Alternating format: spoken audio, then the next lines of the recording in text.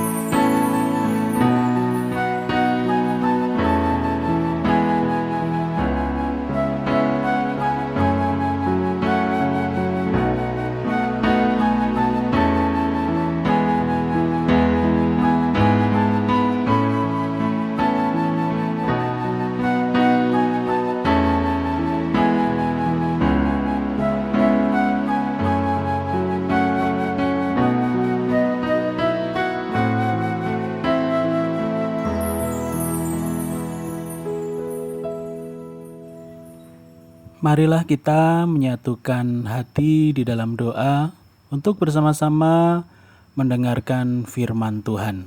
Mari kita berdoa. Bapa Surgawi, kami datang menghampiri tahta kasih karunia-Mu ya Tuhan. Tuhan Yesus Kristus, kiranya Engkau menjadi sumber kekuatan, penghiburan di dalam kehidupan kami dan keluarga kami. Roh Kudus, tuntun kami untuk kami bersama-sama mendengarkan firman-Mu, agar firman-Mu menjadi kekuatan, penghiburan di dalam kehidupan kami. Dalam nama Tuhan Yesus kami berdoa. Amin. Shalom Bapak Ibu Saudaraku yang terkasih di dalam nama Tuhan Yesus Kristus. Di minggu pagi ini, 10 Oktober tahun 2021, kita masih berada dalam suasana ibadah di rumah saja. Pada masa perayaan hidup berkeluarga ini, atau yang kita kenal dengan MPHB, kita mendapatkan bacaan firman Tuhan dari Ayub pasal 23, ayat yang pertama sampai yang ke-17, dengan tema atau judul mengungkapkan pergumulan baru. Bapak Ibu Saudaraku jemaat Tuhan yang terkasih, hari ini kita bersama seluruh jemaat se-Sinode GKSBS menyelenggarakan ibadah pembukaan masa perayaan hidup berkeluarga. Kita akan dibawa pada upaya memaknai kehidupan berkeluarga sejalan dengan visi GKSBS, yaitu menjadi gereja yang mandiri dan terbuka. Dalam rangka mewujudkan visi GKSBS tersebut, MPHB tahun 2021 ini akan dilaksanakan dengan sebuah tema besar, menjadi keluarga yang mandiri dan terbuka. Saudara-saudari yang kekasih dalam Kristus, pemberitaan firman Allah saat ini bermaksud hendak menemani kita sebagai umat Allah yang sedang bergumul menjalani hidup berkeluarga pada zaman baru ini, yaitu zaman pandemi COVID-19.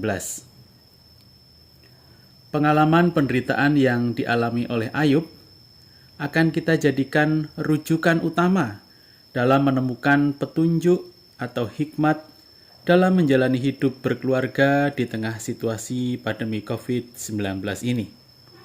Kita berharap bisa mendapatkan hikmat dalam proses menjadi keluarga yang mandiri dan terbuka. Ayub adalah orang yang takut akan Tuhan. Keluarga Ayub merupakan keluarga kaya raya. Ternaknya sangat banyak. Anak-anaknya bisa bersenang-senang, berpesta pora kapan saja. Keluarga Ayub adalah keluarga sejahtera yang bisa menjadi idaman semua orang. Kaya raya dan taat beribadah kepada Tuhan. Akan tetapi di luar dugaan, Ayub kehilangan semua ternak dan juga anak-anak yang dicintainya dalam waktu singkat dan serentak. Sebuah musibah besar telah diizinkan Tuhan menimpa keluarga Ayub. Ketika menerima musibah yang menimpanya itu, Ayub berseru, "Tuhan yang memberi, Tuhan yang mengambil, terpujilah nama Tuhan." Bapak Ibu Saudaraku yang terkasih, Ayub pasal 23 ayat pertama sampai ke 17 ini merupakan jawaban Ayub atas tuduhan Elifas sahabatnya. Sebagaimana tertulis pada Ayub pasal ke-22 ayat yang pertama sampai yang ke-30. Elifas menganjurkan agar Ayub bertobat dan mengakui dosa-dosanya di hadapan Tuhan. Menurut Elifas, Ayub menerima hukuman Tuhan akibat dari dosa dan keangkuhannya. Elifas menyatakan sebuah dalil, yaitu korelasi antara dosa dan penghukuman yang mengakibatkan penderitaan dan kemalangan. Jika ada orang yang ditimpa sebuah musibah, bernasib buruk, miskin, dan menderita, itu pasti karena telah berbuat dosa dan dihukum oleh Tuhan. Begitu menurut Elifas. Penderitaan dianggap merupakan azab atau hukuman Tuhan. Sebaliknya, keberuntungan, sukses, kaya raya, dan kesejahteraan merupakan berkat Tuhan yang pasti diterima oleh orang-orang yang baik, yang berbuat adil, yang saleh, dan taat beribadah. Tentu saja Ayub menolak dalil yang disampaikan Elifas tersebut. Sebab jika dalil Elifas itu benar, maka pastilah Ayub tidak mengalami nasib buruk, kehilangan kekayaan dan orang-orang yang dicintainya. Jika dalil Elifas itu benar, maka pastilah Ayub tidak sampai didera oleh penyakit yang mengerikan itu. Menurut Ayub, yang benar adalah bahwa Tuhan merupakan sebuah misteri, melampaui apa yang bisa dipikirkan oleh manusia. Dalam pergumulan Ayub, ia mendapatkan pengertian bahwa Tuhan berkuasa mutlak dan berhak melakukan apapun menurut rencananya sendiri.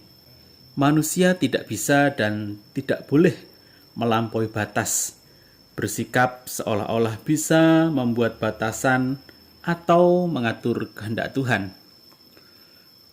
Tuhan bebas menjalankan rencananya, meskipun dalam kerangka rencana Tuhan itu, orang-orang yang dikasihinya diizinkan mengalami penderitaan. Ayub berpandangan bahwa penderitaan yang dialaminya merupakan bagian dari resiko ketaatannya kepada Tuhan. Penderitaan yang dialami Ayub adalah penderitaan orang benar, penderitaan yang digunakan Tuhan Allah dalam menggenapi rencananya. Penderitaan Ayub diperlukan Ayub untuk memberdayakan dirinya dalam ketaatan dan kesetiaan kepada Tuhan. Kisah tersebut juga samar-samar menyatakan gambaran tentang penderitaan Yesus Kristus yang rela menderita demi keselamatan umat manusia. Itu juga berlanjut pada penderitaan yang dialami oleh para pengikut Kristus, sehingga kita bisa memahami penderitaan yang kita alami sebagai bagian dari penggenapan rencana Tuhan Allah. Jemaat Tuhan yang terkasih di dalam Kristus, pandemi COVID-19 telah membawa serta banyak penderitaan bagi umat manusia di seluruh dunia. Pergumulan Ayub menolong kita untuk melihat penderitaan akibat pandemi bukan sebagai azab atau hukuman Tuhan kepada manusia. Melalui pergumulan Ayub, kita diundang untuk memaknai penderitaan sebagai bagian dari cerita keselamatan. Kita percaya karya penyelamatan Allah dalam Kristus juga berlangsung dalam cerita-cerita duka yang kita alami maupun yang kita saksikan selama masa pandemi ini. Gereja yang adalah tubuh Kristus hendaknya memandang pandemi yang sedang berlangsung ini sebagai kesempatan untuk mengungkapkan kasih Kristus bagi dunia. Kesiapan kita untuk bersama-sama menanggung derita merupakan modal yang besar untuk bisa merasakan pengalaman kasih Tuhan dalam kehidupan ini. Tentu ini sangat berbeda dengan pengalaman Ayub bersama sahabatnya yang jatuh pada penghakiman, yang bukan menolong, malah menambah duka. Jemaat Tuhan yang terkasih dalam Kristus,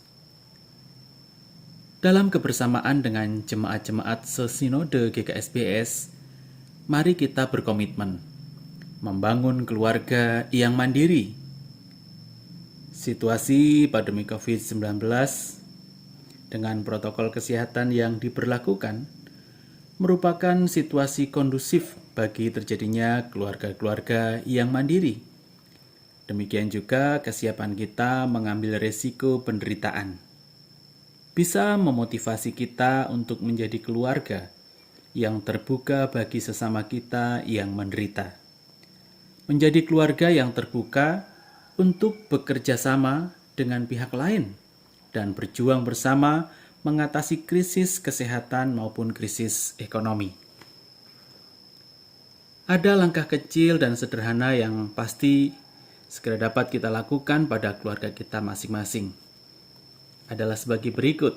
Yang pertama, dengan kesadaran kita, mari kita jalankan protokol kesehatan sebagai upaya melindungi diri dan keluarga kita, sekaligus juga melindungi orang-orang yang kita jumpai. Yang kedua, kita meningkatkan imunitas atau sistem kekebalan tubuh, menjaga hati tetap gembira, makan teratur dan berolahraga, minum jamu dan berjemur. Melakukan kegiatan-kegiatan keluarga yang menyenangkan dan membangkitkan gairah hidup. Kegiatan ibadah keluarga juga merupakan cara yang efektif untuk meningkatkan imunitas pada anggota keluarga. Hal yang ketiga, mari kita bangun sikap peduli dengan sesama di sekitar kita, mengupayakan peningkatan imunitas kelompok masyarakat. Kita dukung program vaksinasi yang diselenggarakan pemerintah dan juga membantu saudara-saudari kita yang menjalani isolasi mandiri. Hal yang keempat, mengkampanyekan hidup yang berpengharapan melalui media sosial. Kita tawarkan solusi-solusi sederhana atas keluhan-keluhan yang beredar. Kita tepiskan berita bohong, berita hoax yang membuat masyarakat panik. Mari kita berbagi informasi yang kita pandang membangkitkan inspirasi saja dan membuat harapan hidup yang terang dan menyala di tengah masyarakat.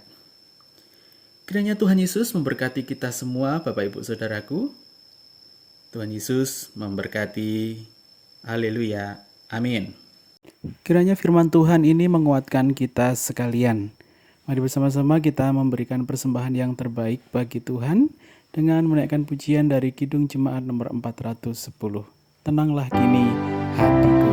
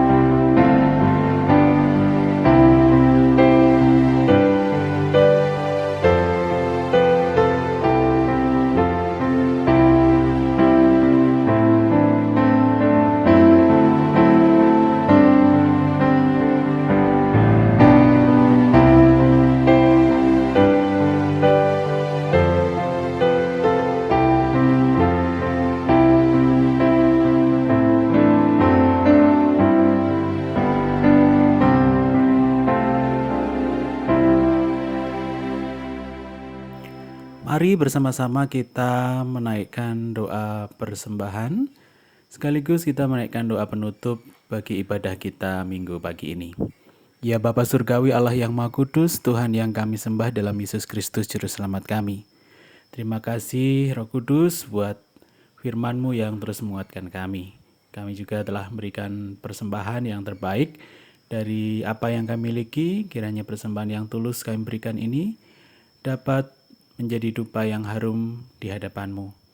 Berkati saudara-saudara kami yang mengelola persembahan ini, kiranya Tuhan beri hikmat dan kebijaksanaan agar dapat mengelolanya dengan baik bagi gereja Tuhan di GKSBS Padang Ratu secara khusus. Bapak Surgawi, kami juga berdoa bagi saudara-saudara kami di masa perayaan hidup berkeluarga ini. Kiranya keluarga-keluarga Kristen yang ada di GKSBS Padang Ratu terus menjadi keluarga-keluarga yang kuat, terutama menghadapi situasi pandemi COVID-19. Biarkan kami terus diteguhkan, dikuatkan, disemangati, sehingga kami tidak menjadi layu dan letih serta lesu, tapi kami menjadi bersemangat, bersukacita, dan berbahagia. Hanya di dalam nama Yesus Kristus Tuhan, kami berdoa sesuai dengan doa yang Kau ajarkan kepada kami, yaitu doa Bapa kami. Bapa kami yang di surga, dikuduskanlah nama-Mu, datanglah kerajaan-Mu, jadilah kehendak-Mu di bumi seperti di surga.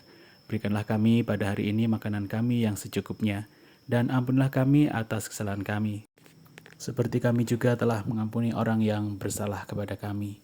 Dan janganlah membawa kami ke dalam pencobaan, tapi lepaskanlah kami daripada yang jahat. Karena Engkau-lah yang punya kerajaan dan kuasa dan kemuliaan kekal sampai selama-lamanya. Amin. Selamat hari Minggu, selamat beraktivitas. Tuhan Yesus memberkati. Shalom.